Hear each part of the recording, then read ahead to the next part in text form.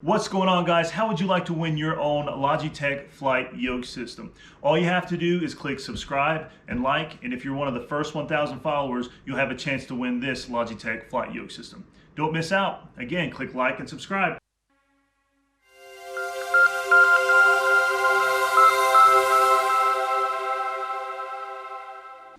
What's going on, everyone? Welcome to another episode of Fly with Josh. Today we're going to be taking a look at the Logitech Flight Multi-Panel. So we're going to unbox this, take a look inside, see what kind of goodies it comes with. We're also going to review this thing, hook it up to Flight Simulator, and see how well the plug and play features work. So let's get to it. Slice the sides open just like that, just like that. Boom. Box is out. Again, this little piece here you have to open up. Always this annoying little piece. Just kidding, this is a kid-safe video. Okay, so it comes packaged really nice. They put plenty of styrofoam in there to make sure everything's good. Go ahead and take this and throw it away. Okay, first look, guys. See what you think. All nice and shiny new buttons. And rip it out of the package. Get rid of this.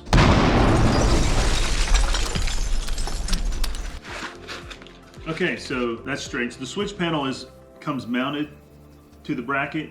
The radio panel and this flight multi-panel, for whatever reason, does not, but no big deal. Again, it's all modular anyway, so however you want to set it up. So this one's fairly simple, kind of straightforward for the most part. I'm not personally used to using autopilot, so I'm personally going to have to do some research on this. So this will help more so with planes with the autopilot feature. If you're talking air traffic control, they'll tell you what heading, they'll tell you what altitude. So this will make it easier. Instead of you having to fly manually, do it yourself. You can plug it in here with these fancy knobs, set which one you're working with over here, your altitude, your VS, your IAS, your heading, and your course. And of course you have your autopilot, your heading, APR, nav, rev, IAS, altimeter, and VS, okay? And a nice little auto throttle switch here, the off and the arm, so I'm not quite sure what that's for. We'll find out and I will let you know. And of course the flaps up. I would really like it, just personally, because I'm flying in a 172. I kind of wish it would stay in one spot, but regardless, no big deal. It's kind of nice to have a flap switch. And this is probably the biggest selling point for me, is the trim wheel. A lot of times if you're flying, if you want to not have to touch the controls as much, you'll use the trim wheel for your elevator. The elevator has a little tab on the back that's actually built into it, that the trim wheel will help you, if you're flying, to help stabilize the plane, so you don't really have to work as hard. Not too much to this. You know, it's fairly sturdy. Quality for the price, I would expect it to be a little bit sturdier, but it's overall the quality of material, not too bad, not too shabby. Take off the packaging on the USB cable. Again, guys, these flight panels all come with 3M Velcro tape, and of course your screws if you want to stack these on top of each other, if you want to mount it on the flight yoke itself. One thing I've noticed is the knobs they do put on these, whether it be the radio panel, switch panel, or these black little knobs they use, some guys I've found on the forums call them gorilla knobs because they're really hard to turn. But you know, for me it's not a problem, but if you have problems squeezing and turning things, if you're a little bit older, or if you just have problems squeezing and gripping something, you might want to take that into consideration, because it takes a little bit of force and maybe over time it'll loosen up, but you know, a little bit of force you can get it open. So, but the reality is you're not having to turn this constantly all the time. It's just reach over and squeeze and turn for the most part and you're good. So yeah, overall, not sure why it's $150 versus $100, but that's okay. Maybe in the future they'll come down in price, but until then they're $149.99. Again, guys, I got this on Amazon.com. And if you like this personally, let me know what you think in the comments below, what your thoughts are on it, how they could make it better. I'm curious to figure out what all these buttons actually do. Anyways, guys, this is the flight multi-panel setup to my PC, and see how difficult it is to use. So let's go. Okay guys, I have moved this panel over here to my simulator setup. Of course, I have the flight switch panel, I have the radio panel over here, and then of course I've got my foot pedals and my yoke system. And one thing I've noticed, so I've already got USBs over here, and they are all currently full on the yoke system. So I'm going to plug this into my PC, and hopefully it will work just the same. Okay, so we've got it plugged in. Pick the Textron Aviation flight conditions. We'll just go live. I think it's a pretty nice day down there today at the airport. Eventually I'd like to build a panel to where I can just slide these in and mount them. I've got this attached with the Velcro, and you know, it's pretty sturdy, but I'm not super crazy about that. But for now it works. And since we're starting on the runway, I'm gonna go ahead and turn on things that we may need. We're gonna turn our taxi light on, strobe light, nav light, beacon. We can leave our panel off, close our cowling, and our landing light, we can go ahead and turn that on as well. Okay, so nothing seems to be working. Okay guys, so after doing a little bit of research, I had to Google Logitech Flight Multi-Panel, and I found this page and clicked on support, and then of course the support page popped up. You have to go to downloads. So they came out with a driver back on 12/29 of 2020 that supports Microsoft Flight Simulator. I actually had plugged into the wrong USB port in the back of my PC. I'd actually plugged it into the flash BIOS, and my computer completely shut down. Anyways, after fooling with a little bit, messing around with the USBs, I finally got it working, I believe. We're gonna mess with some of these buttons here and see if we can get them to work. So the AP is the master switch to engage or disengage the autopilot. The heading, plane will fly selected compass heading. Nav, the plane will fly to a selected nav1 frequency or GPS. The IAS, the plane will fly at a selected indicated airspeed. Or ALT, the plane will fly and maintain selected altitude. VS, plane will climb or descend at selected vertical speed. The APR, plane will fly on approach to runway localizer. The REV, plane will fly on a back course from the localizer. Okay, so for me, that kind of tells me that a lot of this stuff's over my head, but we can figure it out, right? Why not? So we'll go ahead and see if we can get this thing in the air at least, and we'll start messing with these buttons. So we have to hit Control period to get going here, guys. See if we can get up enough speed to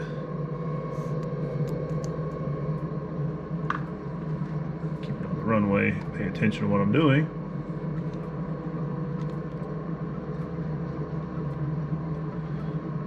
This runway is about 6,000, so maybe we can launch.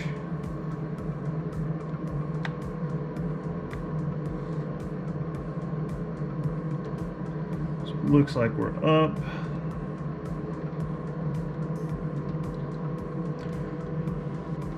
So let's see if we can get our altitude here and increase it. See if anything changes over here on our flight panel. So yeah, so you can see our altitude set to 5,400. Set that. Vertical speed, so vertical speed is how many feet per minute. So if we want to change that to about 500, that way we don't hurt our passengers' ears. Okay, so that's really cool.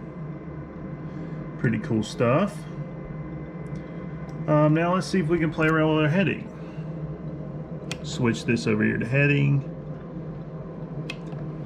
Okay, so let's just fly on a course of, let's say 190. Okay, that's kind of weird. Doesn't want me. Let's click on heading. Heading's acting a little strange. Maybe course.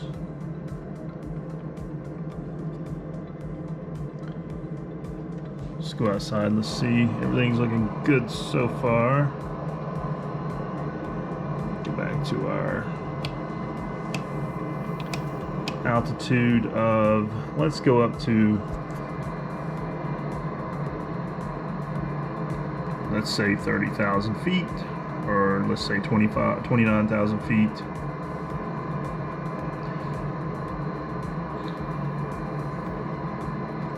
So we're going to climb to 29,000 feet.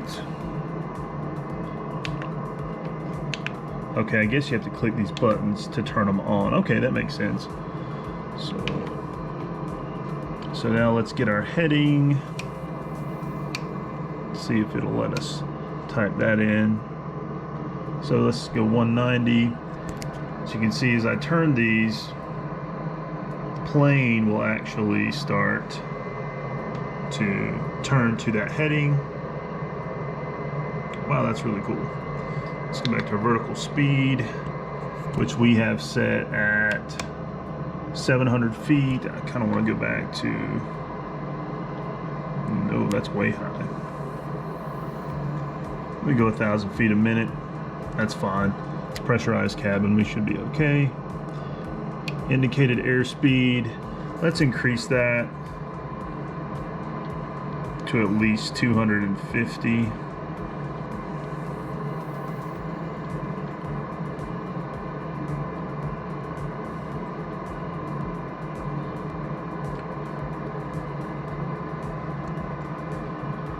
Let's work on our pitch here, see what that does. Let's go back in the cockpit.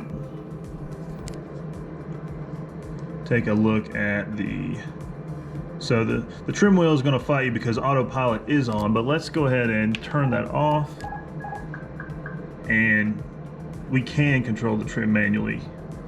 As you can see, but let's click autopilot back on, see if the plane will get set back up to where it's supposed to.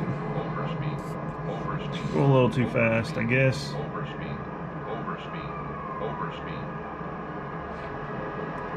So overspeed could mean that we're going too fast for the plane, or maybe for, you're only supposed to go 250 knots at most, unless you are above 10,000 feet.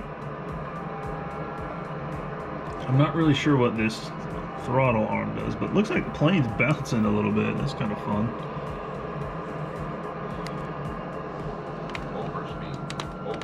I'm not sure what happened there, but it looks like we have lost complete control. What the freak? Yeah, so it looks like we're done. Not good. So clearly you don't want me flying your plane, at least not right now. But anyways, it's going to take me a while to figure this out, but overall, once I have this thing working, I am really excited kind of to try and figure out exactly how to work all these things and not have a plane crash on you. Very cool, very cool.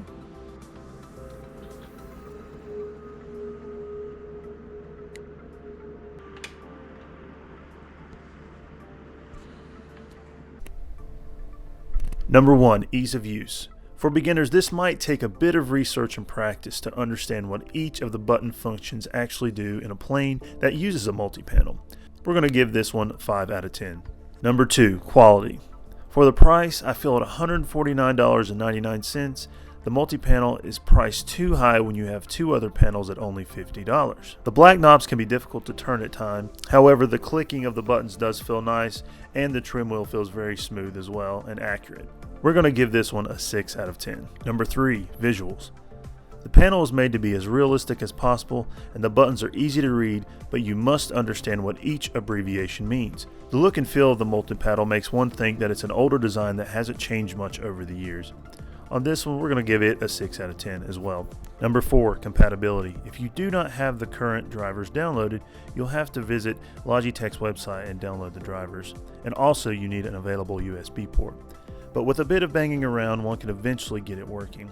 But it's all not plug and play direct out of the box, so for this reason, we're going to give it a 4 out of 10. Number 5, modularity. Pretty straightforward, it's very simple. It also has the same options as the other 2 panels, so on modularity, we're going to give this a 6 out of 10. So in conclusion, it's kind of on the fence whether or not you want to pay $149 for this multi-panel, but in my opinion, if you're passionate about simulators, and this is something that you want and it's going to make your life easier, and money's not an object to you, go ahead and buy it. Otherwise, I would give it some time, see if the price comes down. Maybe you can find a used one on eBay. But overall, could do without the multi-panel. It does make it nice to have if you're flying one of the bigger, more complex aircraft. Okay, guys, that's going to do it for another episode of Fly with Josh. Thanks for watching, and please click like and subscribe, and we will see you next time.